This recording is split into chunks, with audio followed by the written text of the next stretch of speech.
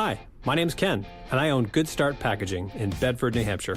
With my Spark Cash Card from Capital One, I earn unlimited 2% cash back on all my business purchases. And last year, that added up to $36,000 in cash back.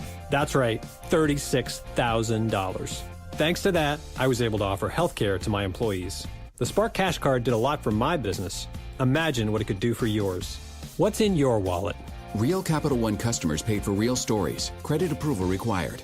Blog Talk Radio.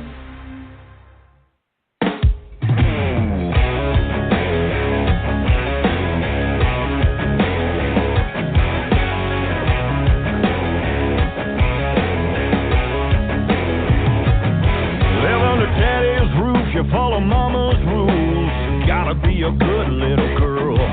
Once you hit 18, the light turns green. Wanna get wild on the world. Her and her friends are getting mad, got their own party pad. Everybody saying hell yeah. Come on, it's on. It's off the chain, crazy, insane. Hillbilly party with the whole damn gang. Flipping out of the news, cutting loose, raising all kinds of cane. Brother, it's off the chain. There's a DJ throwing down, got a crowd dancing to the speakers cranked out in the yard. There's a whole nother bunch drinking moonshine punch. They get a little louder by the jar. Sweet little innocent child, got them all going wild. You can hear them for a country mile, finally singing their own damn song. And it's off the chain, crazy, insane. Hillbilly party with the whole damn gang. Slipping out of the news, cutting loose, raising all kinds of cane. Brother, it's off the chain.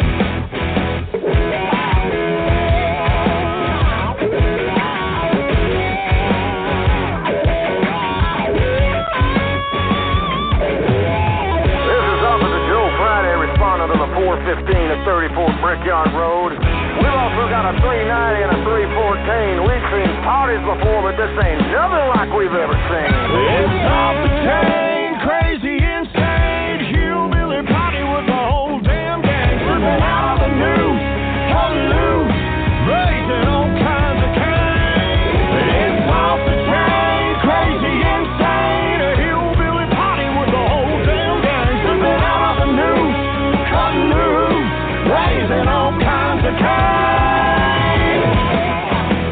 Brother, it's off the chain. Brother, it's off the chain. Off the chain, off the chain. Off the chain, off the chain. Off the chain, off the chain.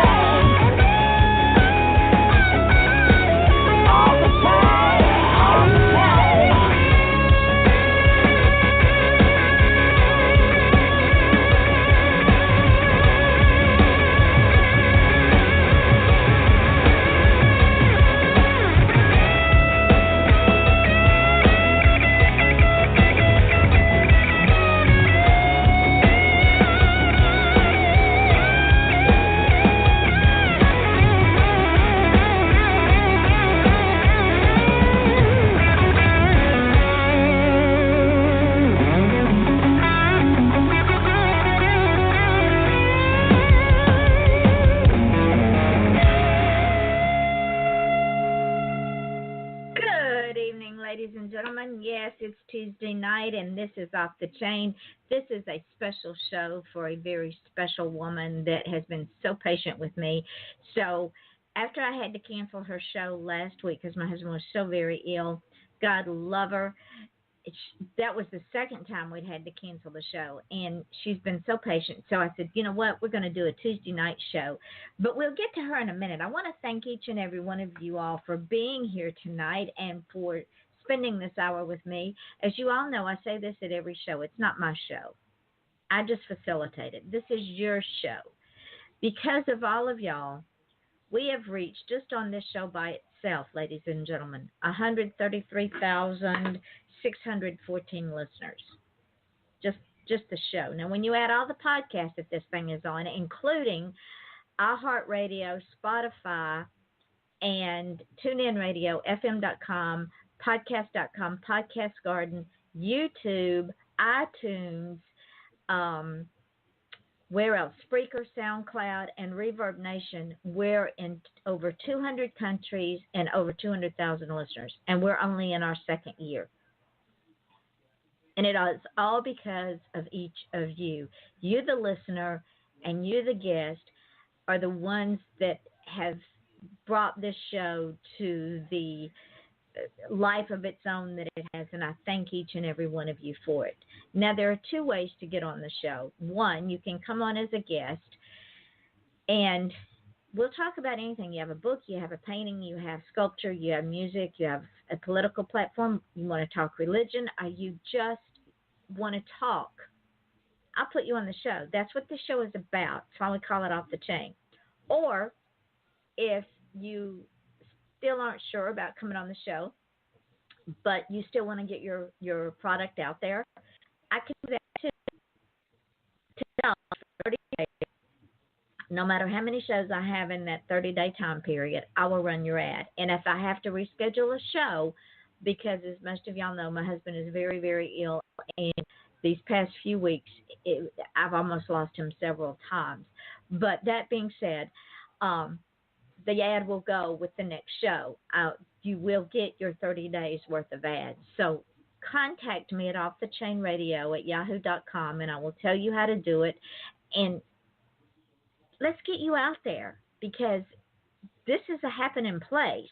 As Terry Wilson said when I had her listed for this week on the show, she put it up on her page, and she said, Yvonne throws the best parties.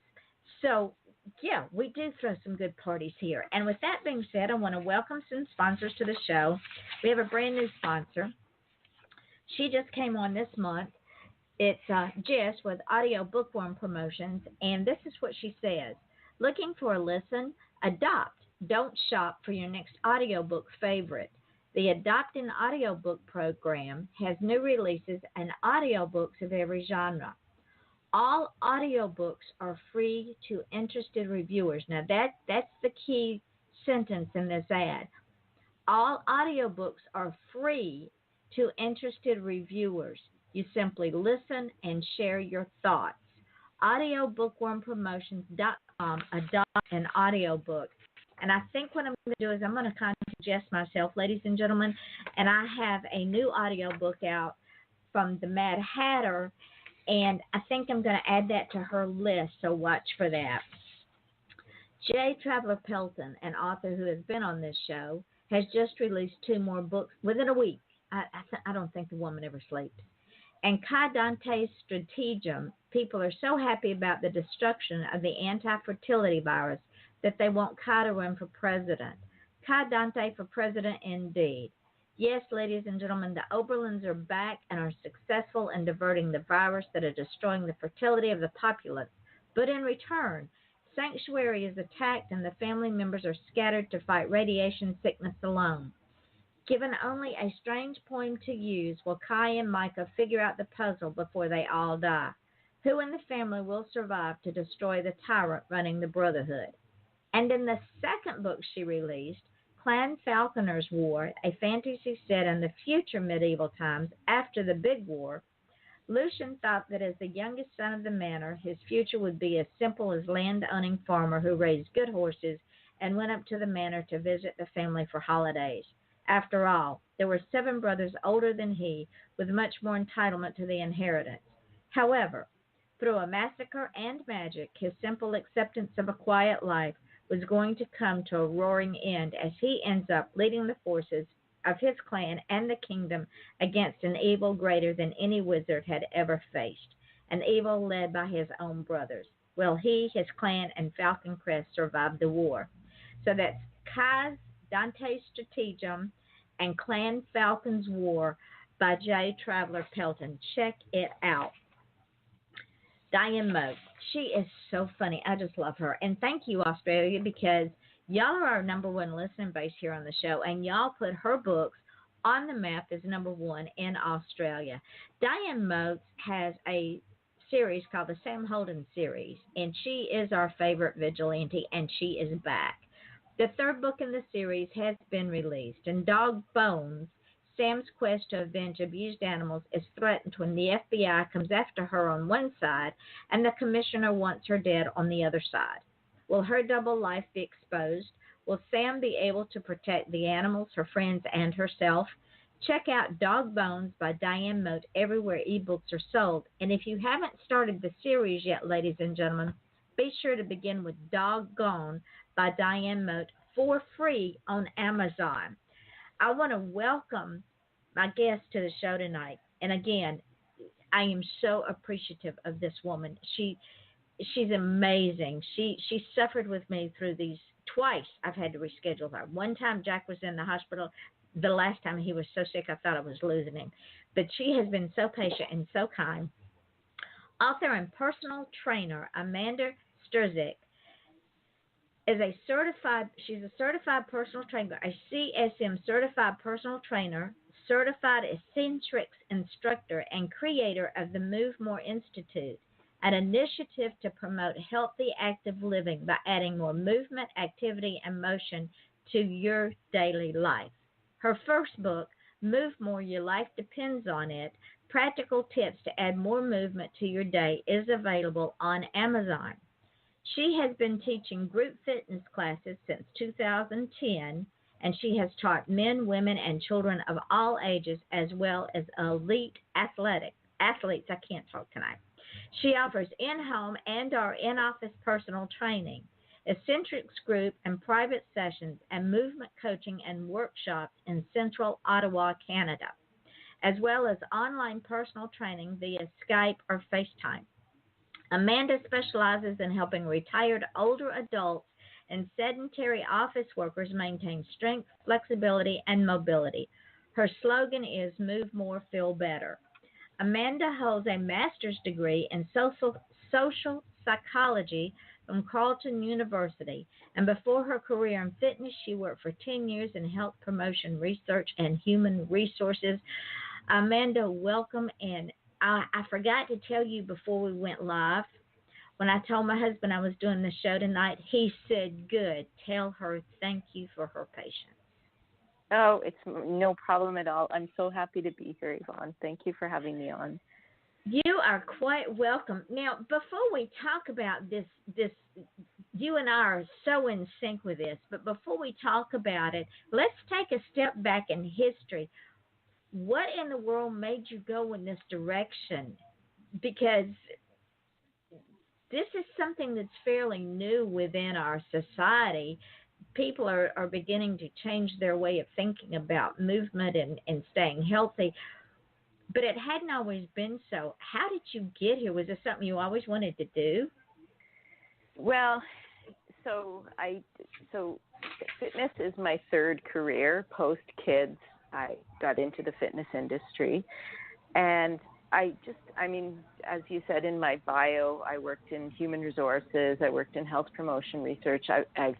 My background's in social psychology, so I've always been interested in people and helping people live better lives, whether it's, with their health or in the workplace with HR. And in the fitness realm, I started in this industry in my 40s, post kids, don't exactly have an Instagram bikini body, but I found that I like to work with people who just wanted to feel better, right? That, I'm not the one who's training you to do a weightlifting competition or a bodybuilding competition. I prefer to work with people who maybe they're new to exercise, or they've been injured and they haven't exercised in a while, or they've recently had a new medical diagnosis and they're not sure how and what they can do. And in working with people who've never been comfortable going to established gyms, I've had a lot of great success with people saying, you made me feel more comfortable about exercising and seeing how enjoyable it can be. And I just, as I talk in social media, when you're selling your business and yourself online, you always have to kind of talk about, what's your why? Why are you doing it? Why are you helping people? And what's unique about you? Why should they come to you? And for me, I want people to understand that physical activity, it doesn't need to be costly, complicated, or time-consuming. You don't need fancy workout clothes or specialized equipment or expensive gym memberships, right? You have everything you need in your own body. Often when I'm on my own at home, I do my own workouts in my pajamas in my living room. I don't, get all geared up and use fancy equipment. And that the industry has made a fortune saying, in order to look better, feel better, you got to buy this, you got to belong to this gym, or you got to buy this piece of equipment, or you got to wear this. And Amanda, for centuries, since the beginning of time, people have been physically fit because they worked out every day of their lives by doing things like farming, picking up babies, mopping a floor, walking to the store, walking to school, which we don't do anymore, washing a dish, pulling a weed. Those are everyday exercises, and I think people were healthier for it. Absolutely. And actually, there's some researchers in the States who tracked an increase in obesity that was correlated to increase in acquisition of labor-saving devices like washing machines and dryers. You're not hanging your clothing outside anymore, dishwashers, garage door openers. So, it's kind of been this slow increase in the last century, and it's gotten a lot more predominant this century, so much so that, physical inactivity is creating a global health crisis. The World Health Organization lists physical inactivity as the 4th global risk factor for premature death in the category of non-communicable diseases. So you have number 1 is high blood pressure, number 2 smoking, number 3 high blood sugar, and number 4 physical inactivity.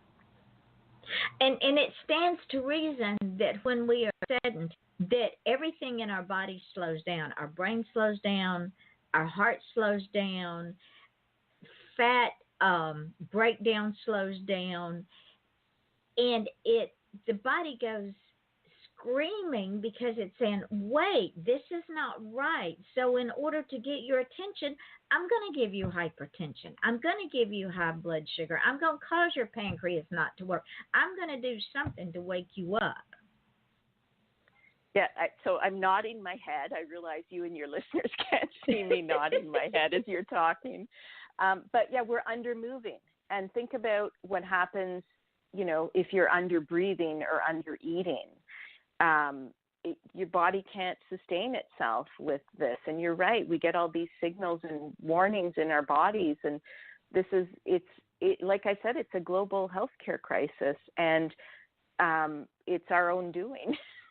And so, like I said before, you don't need fancy things. It doesn't need to be complicated. It can just be a matter of, you're sitting down, stand up. As soon as you stand up, you get all the fluids moving in your body, and things start to work, and you start to get oxygen going to all the cells in your body, and blood's pumping away from your heart and back to your heart, which is what it needs to do. But if you're sitting all the time, it tends to pool in your feet and ankles, and causes swollen feet, things, more serious conditions like deep vein thrombosis.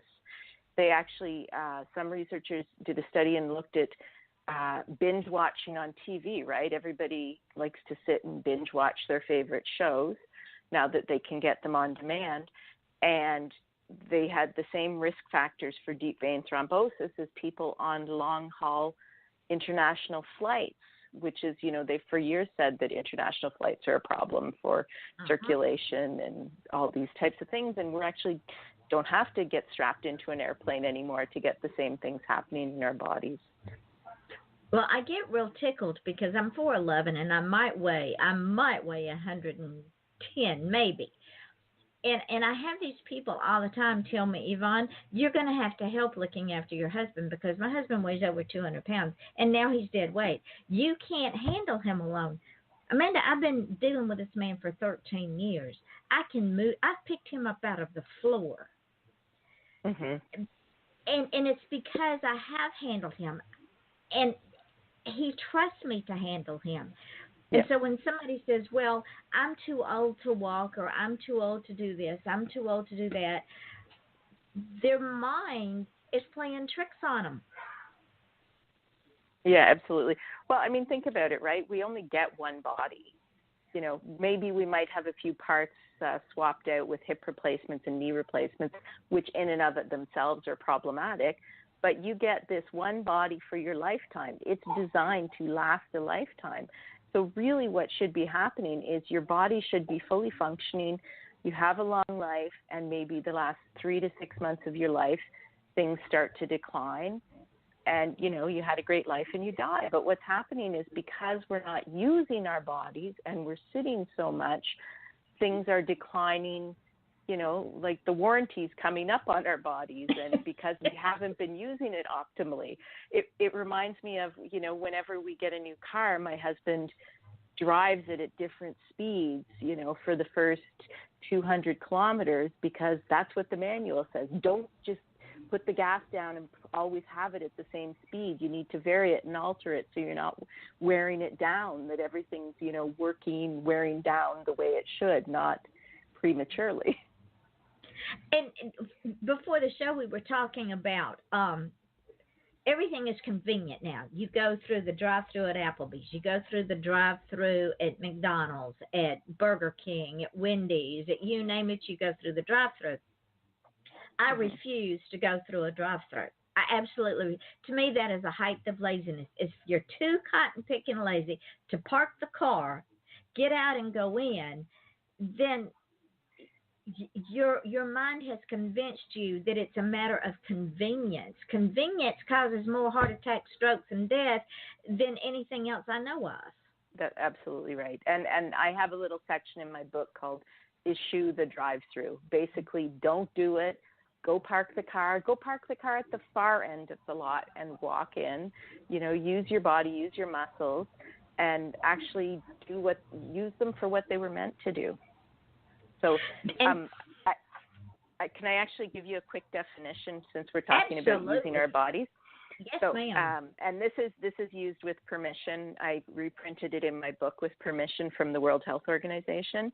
So the World Health Organization defines physical activity as any bodily movement produced by skeletal muscles that requires energy expenditure. So it doesn't say anything about gym membership, fancy equipment, special clothing. It just says you're using your body, you're using your muscles to expend energy. And that's kind of, we've lost this, what I call the light physical activity, or what's on the low end of the continuum of physical activity. We've kind of taken all these small little movements out of our daily lives with all our convenience. And that's why we're having these problems with our bodies. And something just struck me as you were talking about the conveniences. One of the things that has become a convenience that has also become a thorn in our sides is the remote control. When I was growing up, if you wanted to change the channel, you got up, you walked over to the television, and you actually changed the channel. And then you walked back to the place you were sitting. That small movement made your body say, "Oh, I'm still here." Yep, absolutely. And it's all these little convenience factors. So one thing I have in my, because it happens with office workers, but it also happens with retirees, older adults are actually the 65 plus are fastest growing demographic on Facebook.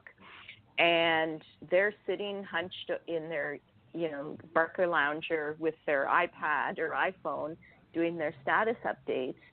So, everything convenient and close by. So what I talk to people about is do a review of your setup.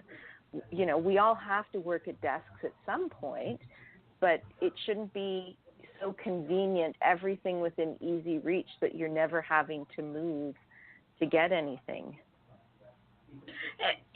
Would it be fair to say, Amanda, that we trick ourselves into believing that all of these conveniences are good for us?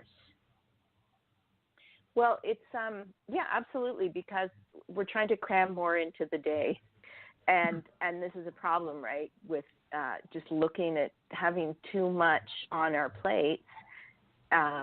There's another Canadian author, Carl Honore, who wrote a great book called In Praise of Slow, and it's all about trying to slow things down and not being so rush and not trying to jam pack your day with everything. Convenience. Like, sure, there's sometimes, right? The other night we ordered on Uber Eats because we'd just gotten home from a trip and we were all exhausted and we were unpacking and nobody wanted to cook and nobody wanted to go to the grocery store. But we don't do it every night. We did it once in the entire year. And that's the problem, right? These conveniences become habit, and then we think this is the only way. So we need to sort of start nudging ourselves to make life a little bit less convenient so that it forces us to get up and move. And it also, when we are forced to get up and move, let's say, for instance, that we have a problem rolling around in our head that we see absolutely no solution for it. Just it's bouncing off the brain cells are bouncing off our skull like a pinball machine, and we're going around in circles, and the more we go around in the circles, the more frustrated we get, the more our body tenses up, the more our heart works harder, the more our pulse races, the more the blood pressure goes up. If we get up and walk around and just let it go, the answer always comes. Yeah, well, you're absolutely right. And it's also the oxygen isn't getting to your brain because you're hunched over, because you're not moving. And it doesn't, you can go out for a walk and get some fresh air and help. But even, if it's the middle of a storm in the winter, you might not want to. So you just get up, and sometimes I'll just tell people, find some space to pace in your office and just walk back and forth and, just get stuff moving. And then it kind of helps you refocus in a way, because you've thought about something else and you've given your brain a break and you've refreshed your body in the process. And all of the internal organs go, oh, okay, now I can go back to being normal again because I finally got that idiot's attention. Yeah, exactly. Ladies and gentlemen, this is Off the Chain. I'm your host, Yvonne Mason, with my guest, Amanda Sterczyk, and she is an author and a personal trainer, and we're talking about taking care of your body, and that you don't have to join a gym, buy expensive equipment you'll never use, buy clothes that you'll never wear. And we have some other great things to talk about, but we're going to take a real quick break, and we will be right back. Horses See Ghosts, a new poetry book by Gannat Wise. It's been called Poetry for the Rest of Us. Amazon. Do you have cougars on your porch swing? Are horses your new best friend? Do your nicest shoes get buried knee-deep in snow as your toes turn blue? Are you bothered by wolves at your woodpile? No, not that kind of wolf. Join wildlife artist and author Nancy Quinn and her family as they discover an exciting new life in Go West, Young Woman, a true Montana adventure. Available online and in bookstores. Or visit QuinnWildlifeArt.com for a personalized signed copy. Critics agree, it's a hoot.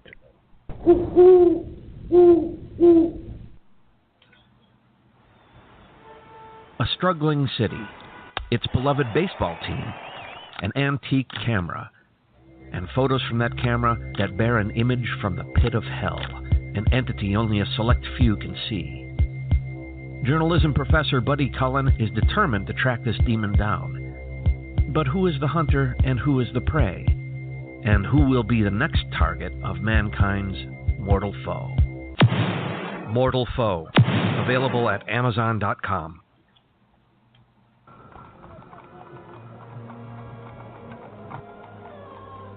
The year, 1888.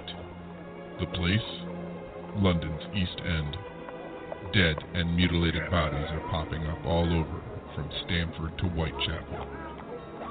Jack the Ripper is leaving his mark, and the city's on edge. Yvonne Mason is back with a tale of murder and millinery. The Rhodes Hat Factory is booming while the body count rises. Why now? How are these hats connected? Has the Hatter gone mad? Mad Hatter from Yvonne Mason. Available now on Amazon.com. And we are back. This is Off the Chain. I'm your host, Yvonne Mason, with my guest, author and personal trainer, Amanda Sterczyk. And Amanda, I was looking at my notes, and for years and years and years and years, there was a mantra that was out there about, in corporate America, we have more burnout than anything. Explain to the audience what burnout is, and it doesn't even have to be in a job. It can be in your personal life as well. Yeah, so burnout is basically when you're physically exhausted and you can't function anymore. And sadly, the burnout in corporate America and, lots of industrialized countries in their corporate worlds became a thing because of people working so many hours. All these knowledge workers in offices who I like to say became professional sitters because, you have to sit at your desk and you have to get things done, and you sit in meetings and you often sit for hours in traffic in rush hour going home, and then sit and do more work at home when you get there. More and more companies are kind of coming around to the idea that they need to look at the wellness of their employees in their day-to-day lives, and not be so restrictive about requiring people to be sitting all the time, right? Giving people healthy breaks at work and encouraging it and modeling it so that people realize it's okay. You don't have to be chained to your desk for 8 to 10 hours a day. And burnout is not, it's not physically healthy. It's not mentally healthy. It's not emotionally healthy. No, absolutely not. And like you said, it happens, when it happens in your professional life, it hits your personal life too, right? They're connected. You can't just shut it off. It takes over your entire world. And before you know it, you've either had a nervous breakdown, a heart attack, a stroke, or you wake up dead one morning and people are going, but it was so healthy. What happened? Yeah.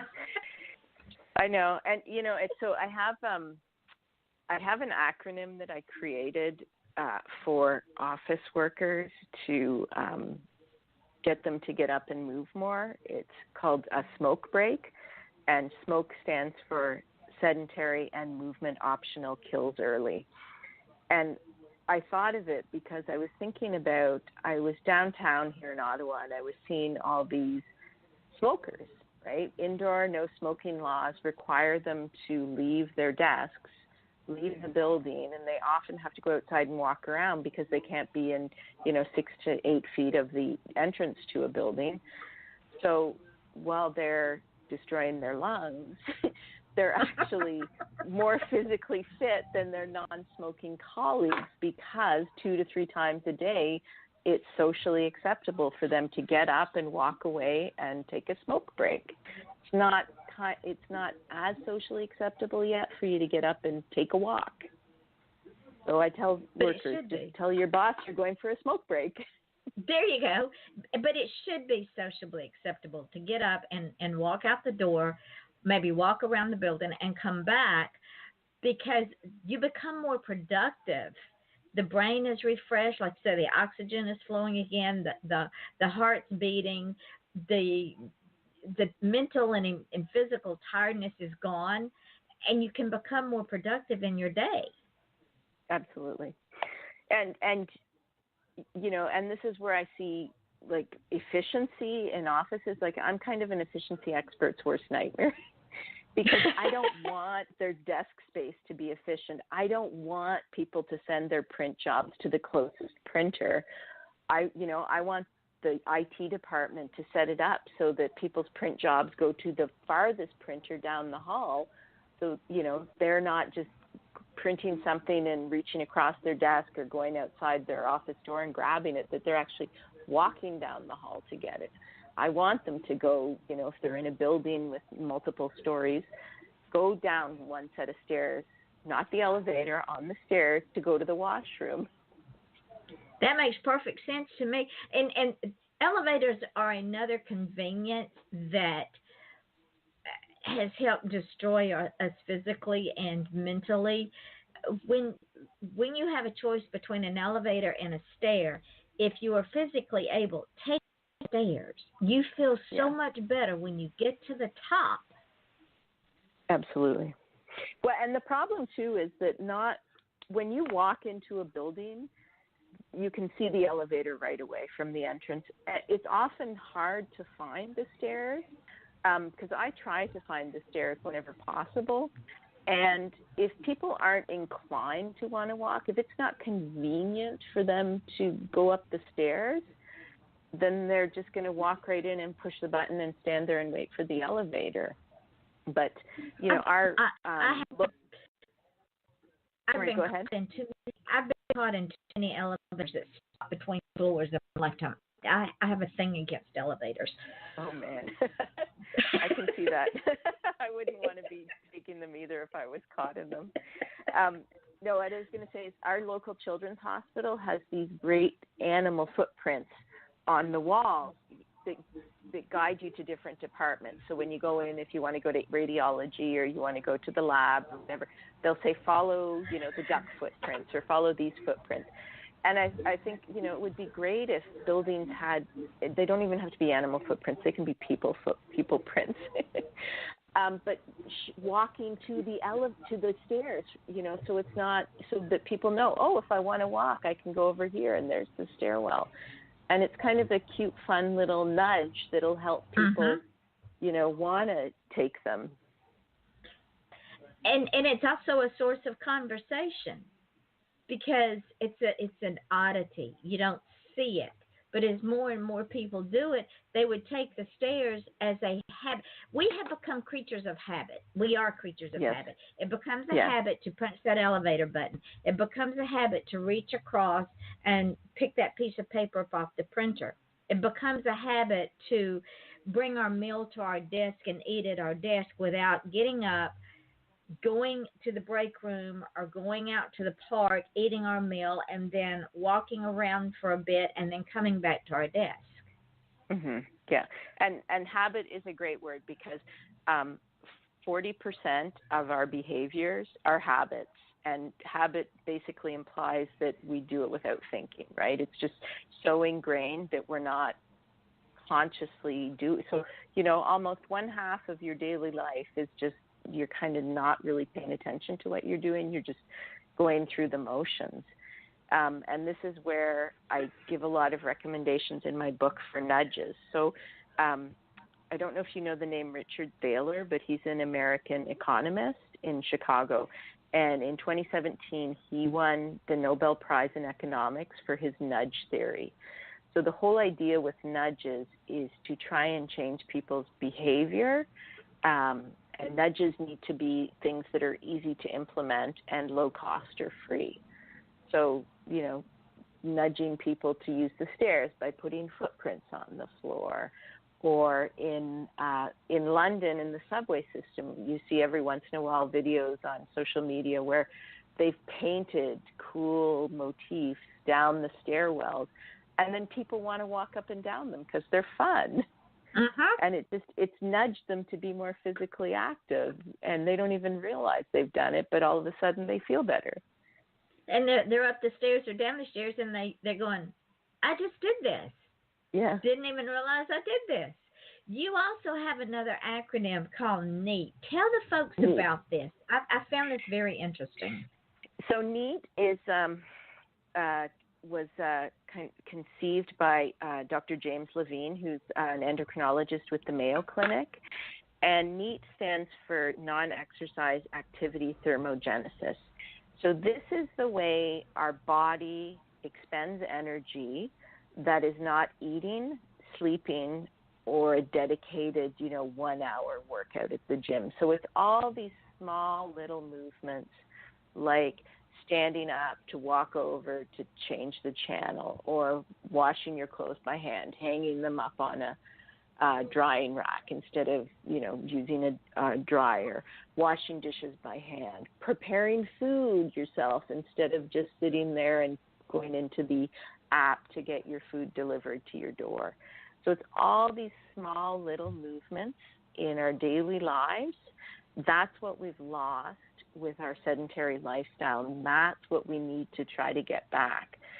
So when I was talking before about physical activity lying on a continuum, it's these, little movements that we need, that you can accumulate over the course of the day. You don't have to be going all out for 2 hours straight trying to, train for a marathon. You can just get up and move more.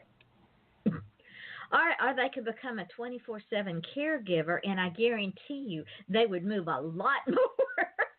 Absolutely. Well, you're absolutely right. And if you look at professions like nursing, right? Nurses don't have the same issues that people who work in offices do. That's true, because they never stop. They're going from room to room to room to room. They're all the time on the floor. And when my husband was in the hospital, they were everywhere. Even though they carry their little micro, laptops pushing them around, they were still moving. And all of their patients were not in the straight line.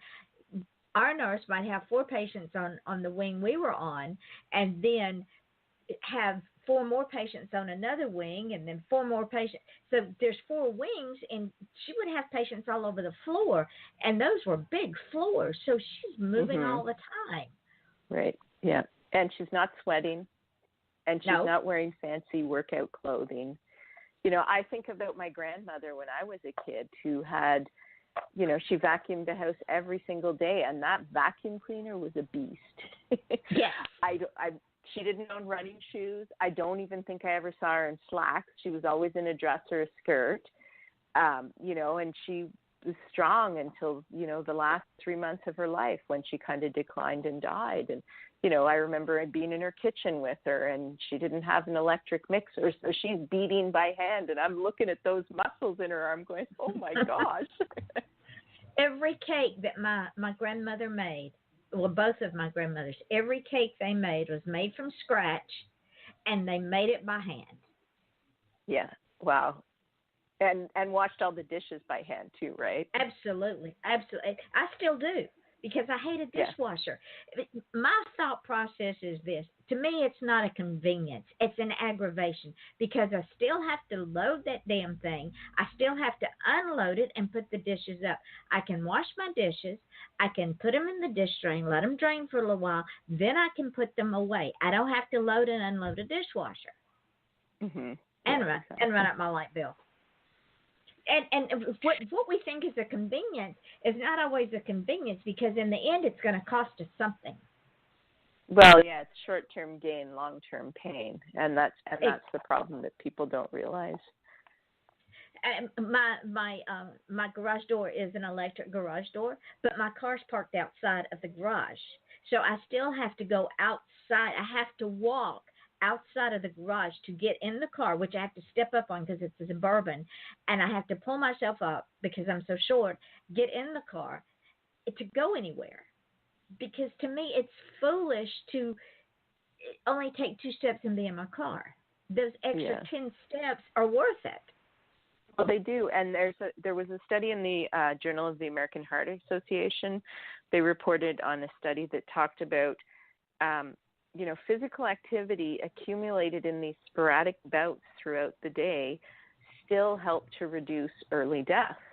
So it's not, just because you can't dedicate an hour to go running or do an exercise class, just doing these small little bouts throughout the day is what's key to, keeping your body moving all day, every day. Now I know why all the women for centuries and my family on both sides lived to be ripe old ages. They were always moving. Yeah. And think about when, post World War II, when all the men were working in offices and smoking too, and they were having, they were dying a lot younger than their wives. That was why. They were not only sedentary, they were killing their lungs and the rest of their body. Now, in my deep dive of you, I found out something that I found very interesting. And you have a section called Being Coachable. Explain to the folks what that means, because not everyone is coachable. So every once in a while, because I teach a group fitness class called Essentrics, and I do personal training, and every once in a while I'll have someone who will come through class or will hire me to come into their home or office, and I end up firing them. or they drift off on their own because they're not coachable, right? They want to come and do the workout, but they don't want to actually listen to me, the instructor or trainer. And they think they can do it better or know more. And I'm thinking, why are you here? Because everybody else wants to hear what I have to say. And so, every once in a while I'll have someone who's not coachable because they just, so here's I'll give you a perfect example. And this was kind of one of my ahas when I realized I wanted to write this book. This is a tale of two personal training clients. So, and these two people, a man and a woman, I was training at about the same time. And the man was doing great, but he decided he just, he was driving far to meet me, and the cost of hiring a personal trainer, it's not cheap. So he decided instead he was going to join a gym closer to his house and go work out there. And I get that, right? It's not everybody can afford a personal trainer for long periods of time. So so I had spent time with him, helping him work on different programs, giving him homework, giving him guidance on what he needed to do on his own when he was doing his own workouts. Like focus on what you're doing, don't rush the movement, get yourself set up properly. Remember, like, think positive. You're getting stronger each time you lift that weight. So, don't worry about, I'm not lifting enough. Just enjoy it and focus on the process. So he went off and started training on his own and, in his own neighborhood. And then I had this woman at the same time who was coming to me, who was a longtime client. And she would do fine in the training sessions, and I give her homework to do. So it's like, do these exercises, do that, blah, blah, blah. And she never did them. She's like, I was too tired, or, it was too hard, or, I was busy watching TV. And so she wasn't really getting a lot of gains in her progress of what her life goals were for personal training. But that man who had been with me for a few months and then left, about 7 months later, I got an email from him, and he said, I just wanted to check in and tell you that I'm doing great. I've lost 100 pounds, and I want to thank you. It was you helping me get on the right track and get focused, and life is so much better now, and it's all thanks to you. And to me, I thought, okay, I was like, that's what I want to do. I want to help people get their life on track by, they come to me for 1 hour a week. That's less than 1% of their waking hours for that week. So if I only have them for that 1 hour a week and I can't influence them beyond that, then, I can't help them. And so this is where I came up with the idea for my book is I want to have people to have something that says, you can do this. You know, you have it within you. And I have trust. I have faith that you can do it, and just get up and move more, right? So you hire me to do a couple training sessions. I get you comfortable working out, thinking about form, blah, blah, blah. And I don't get sad when people go, okay, I'm good. I'm going to do it on my own now. I'm like, great. That's what I want. I want to work myself out of a job by getting people to be more independent with their physical activity. And Linda, would it also be fair to say that as a society, we have lost the art of self-discipline? And in order for them to get out of their own way and to become healthier, they have to learn a form of self-discipline. Just like you said, the woman wouldn't do the homework. She didn't have time for it because she was watching television. One has to train oneself, which is an exercise, which is part of this well-being of self-discipline. Yeah, well, you're right. But the other thing, actually, it's funny because I was just rereading today one of the studies that I referenced in my book to work on my blog post for this month.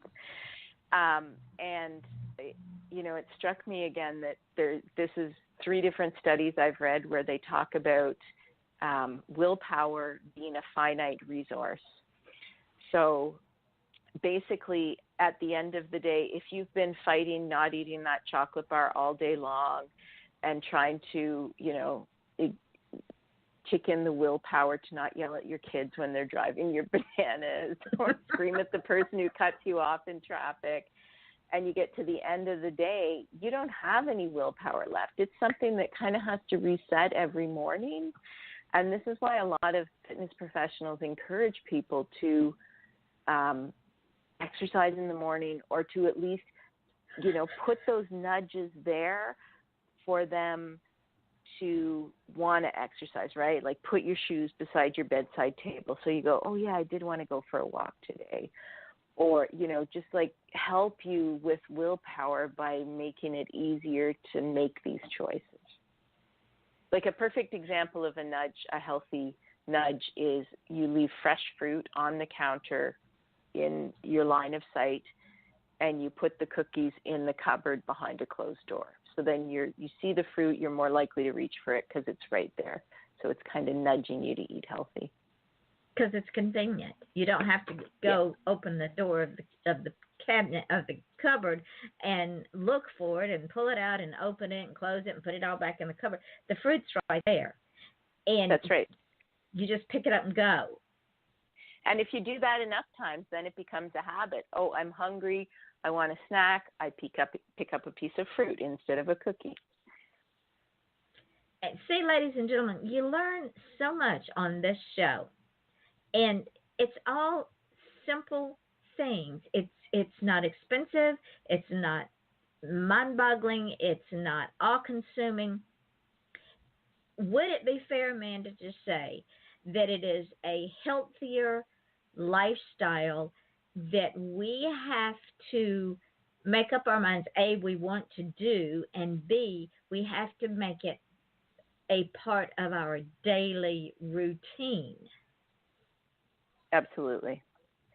And that's the key, right? I mean, people just have to start being more focused on, not just relaxing and binge watching and reaching for their phones and doing everything, get off the websites looking for get off online shopping. Just get up and go to the store and window shop, right? Walk down the aisle and look in the stores. And I'll tell you a story. So my daughter has type 1 diabetes. So she wears an insulin pump. Her body doesn't produce insulin. She was diagnosed at 8. And when physical activity with people with type 1 diabetes, they burn through carbohydrates faster when they're physically active. So you have to start doing this managing, like give them less insulin, give them more carbs so that they don't, go low and pass out. So our daughter, she's a teenager now, but even when she was 9, 10, 11, she loved to shop. She called it window buying. She'd go window shopping.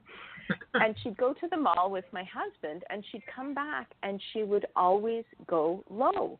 And we realized, like, it's physical activity for her to go window shopping because, A, she's really active because she's excited going from store to store, and also it's her brain is burning calories and carbohydrates because she's thinking about all the clothes she wants to buy. And that's, you know, that is very that's a very wise statement, because people don't understand that your brain needs the calories and the carbs to function as well as the oxygen. Absolutely, yeah. It's a muscle, for crying out loud. Yeah, it is, and it burns through a lot of stuff. Well, you're not going to believe this, Amanda, but our hour's almost up. Oh, dear. It's been such a great time talking to you, Yvonne. Well, thank you. Would you come back? I'd love to. Great. We'll have you back after the first of the year. Ladies and gentlemen, she's amazing. So before we completely run out of time, tell the folks where you can be found and where your book can be found.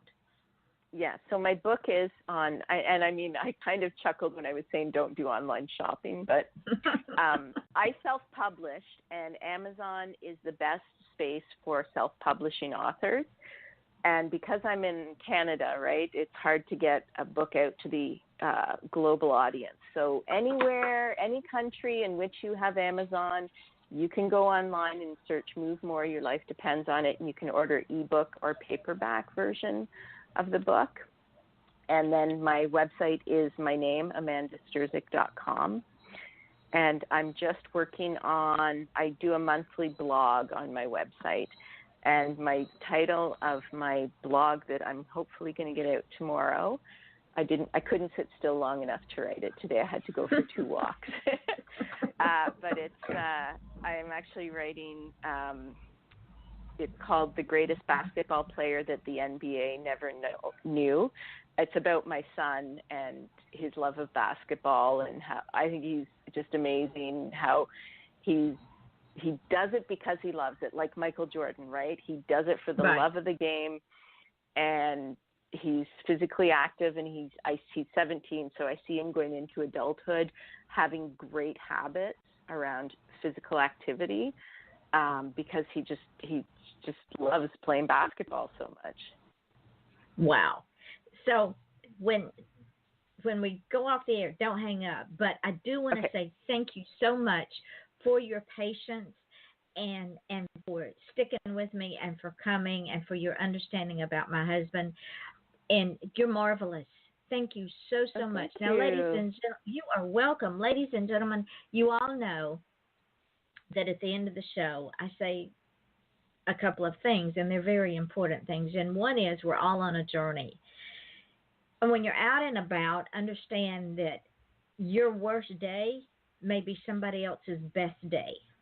So think about that. And think about that when you're out there and someone you think may be not very friendly or is giving you a hard time, that you need to be kind to them. Because A, you might save their life, and B, you don't know what journey they're on.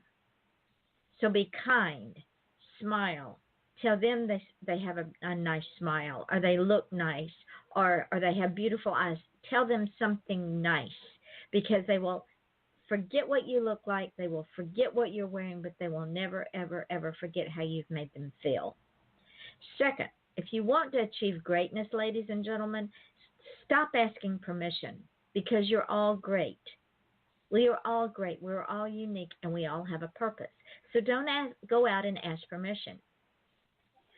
Teach your children how to be great without asking permission, because they are our future. And when we lose one child, we tear a hole in the fabric of our future we can never get back, nor can we repair it. Because once that child is gone, their ability, their craft, their purpose in life is gone with them. So with that being said, I want to thank each and every one of you for being here tonight. Amanda, thank you so much for being with us and for being so patient and kind. We will be back tomorrow night, Thursday night. I will be off on Friday night. We will be back on Saturday night. So tomorrow night, Thursday night, and Saturday night. And who knows what's going to happen here on Off the Chain. Y'all all know that's why we call it Off the Chain, because everything happens, conversations go awry. So I want to thank each and every one of you. I want to thank Amanda for joining us. Join us again tomorrow night at 8 o'clock Eastern Daylight Time. Terry Wilson will be with me. She's the one that says I throw the best parties. So join us again tomorrow night at 8 o'clock Eastern Daylight Time, when we will definitely be off the chain. Until then, this is your host, Yvonne Mason, with my guest and author, Amanda Sterczyk, and we wish you all a good evening.